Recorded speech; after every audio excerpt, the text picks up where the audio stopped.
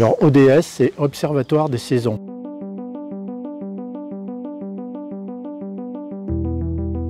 Depuis de nombreuses années, il y a plein de chercheurs qui s'intéressent à l'évolution du climat et au changement climatique et au réchauffement.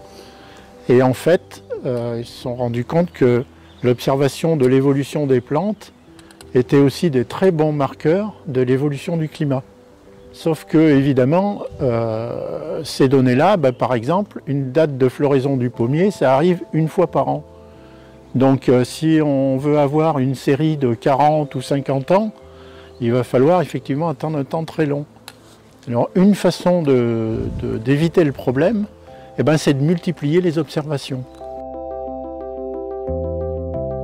On s'est dit, le mieux, ça serait de faire participer les citoyens à ces observations pour qu'on puisse récupérer un maximum de données dans un minimum de temps sur un maximum de milieux différents.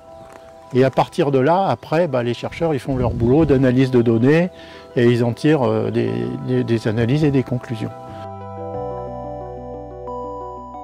Ça apprend à connaître la nature, et puis c'est un petit côté ludique aussi. Et puis avec le développement de l'informatique, en allant sur le site de l'ODS, on peut voir directement un certain nombre de résultats. Donc ici sur le Puy de Marmant, en fait c'est un milieu un peu particulier avec une flore intéressante. Donc effectivement c'est un bon endroit pour faire des observations parce que ce qu'il faut pouvoir faire, c'est des observations répétées sur plusieurs années. Donc il ne faut pas faire ça sur un milieu qui ne va pas être pérenne.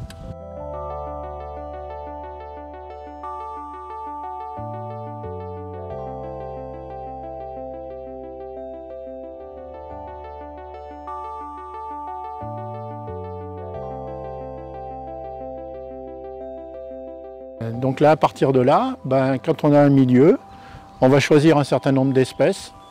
Alors on ne va pas prendre n'importe quelle espèce parce que ODS ne s'intéresse pas à absolument toutes les plantes, ça serait impossible. Donc dans ODS, il y a un certain nombre d'espèces qui ont été choisies pour alimenter la base. Donc parmi ces espèces, on va choisir des espèces qui sont présentes sur le site et des espèces qu'on peut observer relativement facilement. Sur ce site-là, a été décidé d'observer le robinier faux acacia,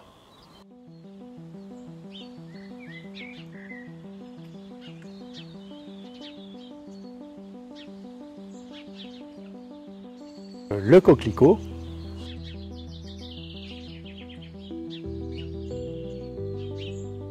la primevère,